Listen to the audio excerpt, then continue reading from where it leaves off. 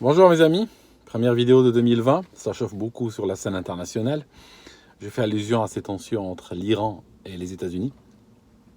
Il y a beaucoup de gens qui m'ont écrit pour me demander mon avis sur cette histoire de l'assassinat du général iranien Soleimani, je pense. Il s'appelait Soleimani. Je dois d'abord faire un aveu d'ignorance. Contrairement à beaucoup de gens sur Twitter, contrairement à beaucoup de gens sur Facebook, moi-même, j'avais jamais entendu parler du général Soleimani il y a 48 heures.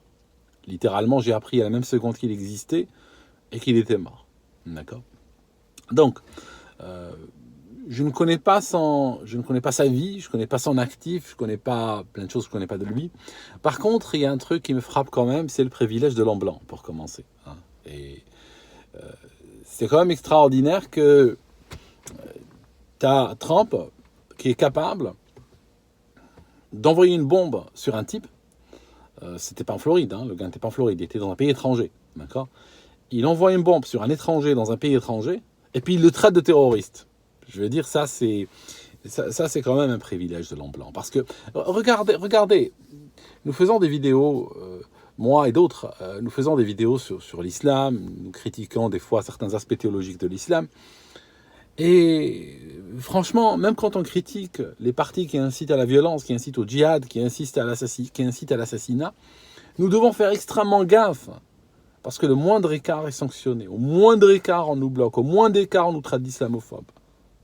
Alors que là, le gars, il te flash un musulman, enfin un groupe, ils étaient un groupe, qui ne le menaçait même pas, à des milliers de kilomètres de chez lui, et puis il le traite de terroriste, et puis voilà. Vous voyez ce que je veux dire ? C'est un peu... on va dire, personnellement, je vous dis un petit peu mes penchants, mes orientations. Sur Trump, je suis réaliste. D'accord, je ne suis pas à genoux devant Trump. Je ne suis pas non plus... je n'ai pas des phobies de Trump. Quand il fait un truc bien, je le constate. Quand il fait un truc avec lequel je ne suis pas d'accord, je le dis aussi. Par rapport à l'Iran... par rapport à la population iranienne, j'ai beaucoup d'amitié et un a priori très favorable envers la population iranienne. J'ai un a priori très défavorable envers le régime iranien. Mais en même temps, au-delà de ces a priori, il faut réfléchir plus loin. Nous sommes en Europe ici. Nous sommes en Europe. En Europe, on n'a pas pu faire face au terrorisme sunnite. On n'a pas pu faire face aux vagues de migration liées à la déstabilisation de la Libye, à la déstabilisation de la Syrie, auxquelles les différentes capitales occidentales jouent un rôle. Vous prenez très officiellement François Hollande, président de la République française précédent, il a quand même admis que des armes ont été livrées à Daesh, des armes ont été livrées à des groupes terroristes, qui ont eu d'ailleurs une excellente presse, tout le monde a pu le constater. Rebelles modérés, c'était des sauveteurs face au boucher Assad. Résultat, on se retrouve dans les villes européennes avec des milliers et des milliers de migrants qui débarquent pratiquement au quotidien. Et l'Europe fait quoi face à ce déluge ? On va faire quoi ? On va les répartir et leur donner des papiers. Qu'est-ce que vous voulez qu'on fasse ? Voilà le truc. De sorte que, aujourd'hui, vous prenez un pays comme la France, il y a 48 heures, un converti, à une religion que je ne vais pas citer, a demandé à des gens dans la rue, il était à Villejuif, comme par hasard, Villejuif, n'était pas à ville musulman, il a demandé aux gens de réciter des prières en arabe, et ceux qui étaient incapables de réciter des prières en arabe ont été égorgés, ont été tués au couteau. Donc, voici une république dite laïque, moderne, 2000 ans d'histoire documentée, puissance nucléaire, fait partie du G7, dans les rues, aujourd'hui, en 2020, on demande à des gens de prier en arabe, s'ils ne sont pas capables de prier en arabe, ils se font égorger. Et ce n'est pas la première fois que c'est arrivé, et je ne pense pas que ce soit la dernière. Voici où nous en sommes aujourd'hui. Okay ? Ça signifie qu'on est incapable, en Europe aujourd'hui, on est incapable de faire face aux réalités de ce monde. On est incapable à faire face aux déstabilisations qui arrivent, même à des milliers de kilomètres de là. Aujourd'hui, on va les subir dans la rue. De sorte que je suis extrêmement inquiet quand je vois Trump, qui va à l'autre bout de la planète par rapport à son pays, foutre la pagaille. Parce que le résultat net, parce que ces régions sont des régions extrêmement instables, et On a vu ces dernières années que chaque fois que par jeu politique ou par intérêt ou par vice ou autre, on a été intervenir là-bas. Qu'est-ce qu'on fait? On obtient un retour de flamme sur la figure. Et j'ai pas envie que ça arrive. Surtout que je sais que je vis sur un continent qui n'est pas capable de faire face à des déstabilisations autour. D'accord? Donc ça, c'était un point que je voulais absolument faire passer. L'autre point, vous savez, je suis extrêmement... je vais vous le dire tel que je le pense. Si tu veux attaquer un type, tu veux attaquer un gars, en disant je l'attaque pour son pétrole, ou je l'attaque pour son argent, ou je l'attaque pour augmenter les actions des compagnies d'armement américaines, ou je l'attaque pour dans une vision impérialiste, ou je l'attaque pour encercler la Russie ou autre. Ok, moi je comprends ces discours. Ok, je comprends ces discours.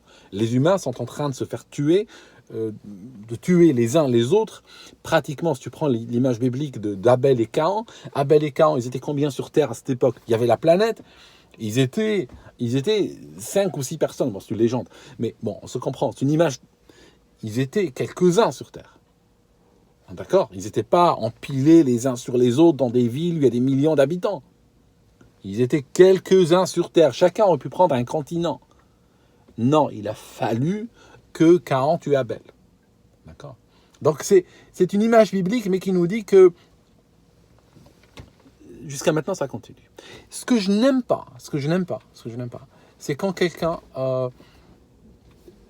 tue l'autre en disant que l'autre était un monstre, était un boucher, et puis que lui-même, le tueur, lui qui écrit l'histoire, lui qui est vivant, lui qui est dans son bureau, il l'a fait pour la justice, il l'a fait pour l'amour, il l'a fait pour la paix, il l'a fait pour sauver des gens, il l'a fait. Ce discours-là il y en a un qui est pur, il y en a un qui est dans la pureté de la race ou de la pureté de l'être, et qui fait face à quelqu'un en face qui n'a pas le droit de vivre parce que lui représente quelque chose une forme de vie qui n'aurait même pas dû exister sur Terre. Ce discours, moi, il m'effraie. Ce discours, je ne l'aime pas. Ce discours, je n'y adhère pas. D'accord.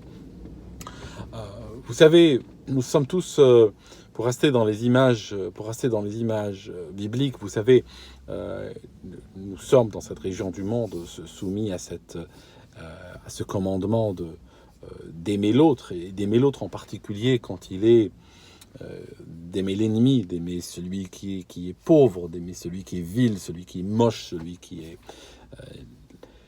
pauvre. Et en fait, l'idée, si vous voulez, c'est qu'on veut pas, parce qu'à cause de l'ego démesuré dans lequel nous vivons, dans cette région du monde aussi, c'est que nous avons oublié que peut-être celui, le vil, le pauvre, l'ennemi que nous cachons, est peut-être à l'intérieur de nous. D'accord? Et c'est cet ennemi-là, ce pauvre-là, ce vil-là, que nous serions prêts à rejeter. D'accord? Que nous serions prêts à renier, même pas 3 fois, 1000 fois, avant que le coq ne sonne le matin. D'accord? Ou ne chante le matin. Et même si cet ennemi intérieur, ou ce moche intérieur, ou ce pauvre intérieur, venait habillé sous des habits de Dieu lui-même, ou venait habillé sous des habits du Fils de Dieu lui-même, nous serions prêts à le rejeter. D'accord? Et peut-être que nous devrions regarder en nous-mêmes avant d'aller vers des histoires simplificatrices, de traiter les autres jusqu'à arriver de manière ultime à traiter les autres de choses, ou de déshumaniser à tel point de dire ils n'ont pas le droit de vivre. D'accord ? Ça c'est un point important. Vous savez, si l'Iran avait frappé, avait fait exploser la voiture d'un général américain qui visitait le Mexique, l'Iran aurait été extrêmement mal placé en ce moment-là pour dire que c'était un terroriste. Je veux dire, attends, qui a la bombe, qui est mort? Tu comprends? Mais aujourd'hui, celui qui est vivant écrit l'histoire. Mais en réalité, ça a toujours été comme ça. Regardez, moi je viens d'Algérie. Beaucoup d'Algériens sont très fiers d'avoir éjecté la France et ils disent nous sommes fiers et nous sommes Algériens et puis voilà, bien fait pour la France, nous avons viré les Français. Ok, c'est l'histoire qui a été faite comme ça. Mais Si par exemple, et aujourd'hui les rues algériennes portent les noms de qui? Portent les noms des gens qui ont aidé à éjecter la France. Mais imaginons qu'en 62, l'histoire avait été écrite autrement. Imaginons que la France était restée jusqu'à maintenant. Les Algériens seraient fiers d'être quoi aujourd'hui? Ben, ils seraient fiers d'être français. Et puis, les rues algériennes, il y aurait quoi sur les rues? Ben, il y aurait les noms. Hein, il y aurait les noms des gens qui avaient participé à garder la France. Il y aurait des noms de Harki, par exemple. Ok, ok, je sais que beaucoup de gens n'aiment pas cette image. Je vous donne une autre. Imaginons que la France n'était pas venue en Algérie en 1830 et que les Turcs étaient restés. Les Algériens seraient fiers d'être quoi aujourd'hui? Ils seraient fiers d'être Turcs, ok? Je m'appellerais Mehmet et puis je servirais des bières à des touristes allemands sur des plages d'Oran et d'Alger et je serais fier d'être Turc, ok? C'est ça, Je dis ça des Algériens, bien sûr, je les ai pris comme exemple, mais c'est pareil pour les Français, c'est pareil pour les Suisses, c'est pareil pour les Finlandais. L'histoire s'écrit toujours a posteriori. Et en fait, une fois qu'elle est écrite par les gagnants, par les forts, par ceux qui ont le pantalon, pas celui qui est mort, c'est celui qu'on ramasse à la cuillère, etc. Il paraît que ce général, on a trouvé que l'alliance, je veux dire, vous comprenez ce que je veux dire. C'est pas lui qui va écrire l'histoire. Il n'est pas en mesure de le faire. Donc elle est écrite toujours par les victorieux, qui vont dépeindre. Si vous remarquez, trouvez-moi une guerre injuste, s'il vous plaît. Cherchez dans l'histoire une guerre injuste. Une guerre qui a été gagnée, pas une guerre injuste. Trouvez-moi une guerre qui a été gagnée par le camp injuste. Ça n'existe pas. Toutes les guerres ont eu un happy end. Toutes, sans exception. Toutes. Ça veut dire quoi? Alors, soit la guerre est une très bonne chose, et que chaque fois la guerre rétablit la justice sur Terre, que c'est toujours le côté du bien qui gagne, ou bien, c'est peut-être le côté gagnant qui écrit toujours l'histoire en disant le côté du bien a gagné. Et le bien, c'est moi. D'accord? En réalité, c'est ça. C'est que toutes les guerres qui ont servi à redessiner des frontières, qui ont servi à changer des cours de la marche de l'humanité, à le dévier ou le changer, ou autre, hein, des petites ou des grandes guerres, je parle. Finalement, elles ont été gagnées par le camp du bien. Voilà, ça c'est important. Et donc, je vois cette rhétorique aujourd'hui, encore chez les Américains. Et je vais vous dire un truc. À l'époque des élections américaines, j'avais soutenu Trump face à Hillary Clinton. Franchement, si je devais revenir en arrière, je ne soutiendrais personne. Et les prochaines élections, je ne soutiens personne et je ne touche plus à la politique américaine. Je ne vais plus me mêler dans le sens, ne pas commenter ou analyser autre, mais dans le sens, ne pas avoir la naïveté de croire qu'un candidat est meilleur qu'un autre, qu'un candidat suivra un autre chemin que l'autre. J'ai l'impression que les présidents américains sont une façade pour un système plus puissant, pour un système d'État profond, ou pas nécessairement très profond des fois, hein, de groupes d'intérêt, de groupes de pression, et que le locataire de la Maison-Blanche est obligé de satisfaire tout le monde. Donc là, on a Trump qui aujourd'hui est obligé de satisfaire la partie, on va dire l'aile conservatrice pas nécessairement de son électorat, hein, c'est pas l'électorat moyen, je parle pas de l'Américain qui va voter, je parle de l'Américain qui finance, je parle de l'Américain qui détient des actions dans des sociétés d'armement et tout. Et il a besoin de lancer une guerre. Il ne peut pas, lui, échapper à cela. C'est un déterminisme aux États-Unis parce que le business model de l'armée américaine n'est pas le même que celui de l'armée suisse ou de l'armée française ou autre. Les armées de tous les pays du monde sont conçus pour protéger ces pays. Donc l'armée française protège la France, l'armée suisse protège la Suisse, l'armée algérienne protège l'Algérie, et ainsi de suite. C'est des armées qui sont conçues pour ça. L'armée américaine n'est pas conçue selon ce business model. L'armée américaine est une entreprise parce que ok, le cœur lui-même est une organisation publique, mais il y a tellement d'entreprises sous contrat avec l'armée américaine que tu peux parler d'un conglomérat militaro-industriel. Et ce conglomérat, il a besoin de travailler. Il a des investissements en cours, il a des millions de gens qui travaillent pour. Et donc, il n'est pas là pour défendre les États-Unis. Hein, c'est pas son but, c'est pas sa manière de travailler. Il a besoin constamment d'avoir des guerres pour pouvoir continuer à investir. En réalité, c'est l'argent imprimé par les États-Unis, c'est l'argent des contribuables qui doit, par le biais d'une guerre qui est finalement qu'un prétexte, arriver dans les poches des grands financiers qui sont derrière ces entreprises.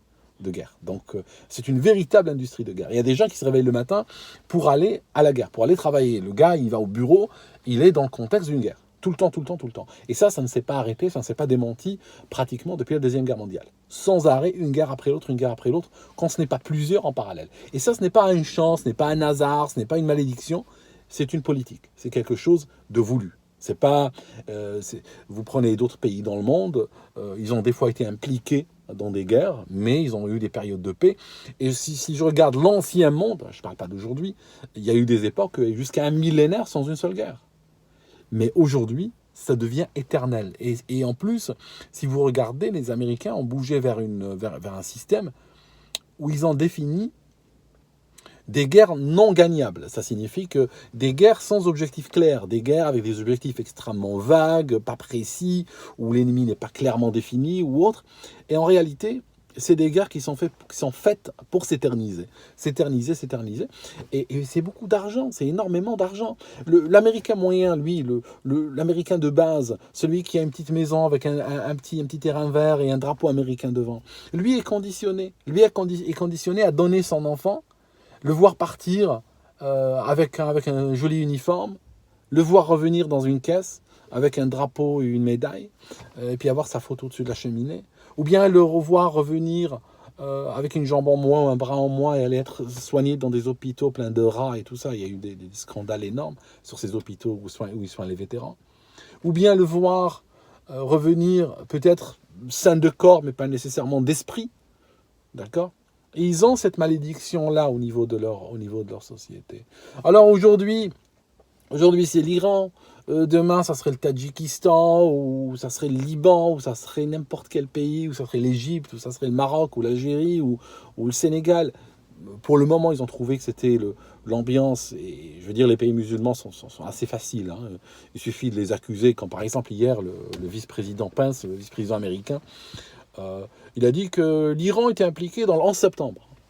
Je veux dire, là, je dois dire à nos adversaires gauchistes, que je critique souvent, je dois leur accorder un point, qu'il y a du crétinisme à la Maison-Blanche. C'est vrai qu'ils ont traité souvent Trump et Pence de crétins, mais là, voyant que Pence confond entre les chiites iraniens et les saoudiens qui pilotaient les avions du 11 septembre, et accuser les Iraniens parce qu'il ne peut pas accuser les Saoudiens parce que c'est les copains de son boss, je veux dire... Là, ça confine vraiment à quelque chose d'assez inusité, on va dire, dans la politique. En tout cas, à ce niveau-là. Je peux comprendre, j'ai failli dire, je peux comprendre que j'aurais pas dû ne dire pas ça. J'ai failli dire, j'aurais compris que Ségolène Royal sorte un truc de cet acabit-là, mais je trouvais extrêmement méchant pour elle, et je me suis dit, non, ne dis pas un truc comme ça, parce que finalement, c'est un coup facile, d'accord, c'est facile, mais je m'occuperai d'elle en temps voulu, hein, cette ambassadrice d'épaule avec ses histoires et tout ça. En tout cas, revenons à nos moutons, ou à nos bourricots plutôt. Qu'est-ce que vous voulez c'est la suite, nous sommes dans une continuité, tout simplement, d'actions impérialistes, belliqueuses, initiées par les États-Unis. Il n'y a rien de nouveau réellement sous le soleil. Mais ce qui m'inquiète, réellement, peut-être dans une vision égoïste, c'est les répercussions qu'on va avoir en Europe, parce que j'aurais souhaité que Trump aille faire ce merdier à côté de chez lui, qu'il aille le faire au Mexique, pardon les Mexicains qui écoutent, mais j'aurais voulu qu'il aille le faire près de chez lui. Mais en fait non, il vient le faire de ce côté-là du monde. Lui est protégé par 2 océans de chaque côté. Par contre, le merdier humain, le merdier social, le merdier économique va frapper de plein fouet l'Europe qui est à moitié à genoux, qui a déjà un pied par terre. Vous savez, je vais vous dire un truc, que je pense que je vais finir sur ça. Je suis extrêmement inquiet pour les pays européens. J'ai choisi l'Europe comme terre d'asile, mais je constate que ces pays sont en plein déclin. Et peut-être je vais, contrairement à ce que disent des gens comme... c'est un ami, Piero San Giorgio par exemple, quand il parle du collapse de la civilisation occidentale, des fois il le définit comme un événement, alors que moi, je le définirais plutôt comme un processus. C'est peut-être la différence qu'il y a entre lui et moi, et c'est une différence qui tient sur un détail. D'accord? C'est juste nous parlons réellement d'un détail. C'est un processus. Un arbre qui meurt dans la forêt, si un arbre meurt dans une forêt, tu viens le matin, tu ne vois rien. L'arbre continue à être un arbre. Mais il va se dégrader progressivement. Progressivement, une partie de son feuillage ne sera plus là. Ses branches vont commencer à se dessécher. Il va commencer à se fissurer. Il va commencer... Mais la mort, c'est réellement l'instant où il est mort. À l'instant où il est mort, il est récupérable. C'est fini. Mais il va mettre un bon moment. Il rentrera dans un processus de déclin. J'ai l'impression que l'Occident est mort dans le passé et que nous sommes aujourd'hui dans un processus de déclin. Et vous allez voir que on vit plutôt sur des acquis historiques, mais la qualité de vie est en train de revenir en arrière. La qualité de l'art, la qualité des métiers, l'économie, des entreprises ferment, des entreprises qui étaient là depuis 200 ans sont en train de fermer, puis des métiers disparaissent, sont exportés à l'étranger. On a aujourd'hui une culpabilité qui fait que l'occidental n'ose plus exister, n'ose plus se reproduire, n'ose plus poser son empreinte sur le sol. D'accord ? Hier, la semaine dernière, un tribunal ici, la justice britannique a reconnu le véganisme comme une forme de religion, comme une forme de caractéristique protégée. D'accord ? Aujourd'hui, tu critiques un végétarien, ça serait un discours de haine. Et ça a été initié par un type, par un occidental un blanc, c'est pas que lui, qui voulait pas prendre le bus pour aller au travail parce qu'il avait peur que le bus, en roulant, tape sur ou tue des mouches ou des moustiques. Donc il voulait pas prendre le bus. Je veux dire, moi je te conseille un truc. J'espère qu'il n'y a pas des étudiants qui nous écoutent là, mais si tu es psy, je veux dire juste prépare ta reconversion dans d'autres choses, parce que pratiquement tous les dérangements possibles, tous les dérangements mentaux possibles et imaginables sont en passe de devenir une normalité. Juste ferme tes livres, parce que bientôt même la schizophrénie, les délires paranoïdes et tout, seront considérés comme juste un état de conscience original et non orthodoxe. C'est tout. Il n'y a plus de fous, il n'y a plus de détraqués, il n'y a plus rien. Quoi. Il n'y a que des gens intolérants, il n'y a que des gens qui stigmatisent, il n'y a que des gens qui ne comprennent pas l'autre. D'accord, c'est tout. Il n'y a pas de... Et puis même le détraqué qui prend un couteau qui te tue, ben écoute, t'as qu'à ne pas stigmatiser.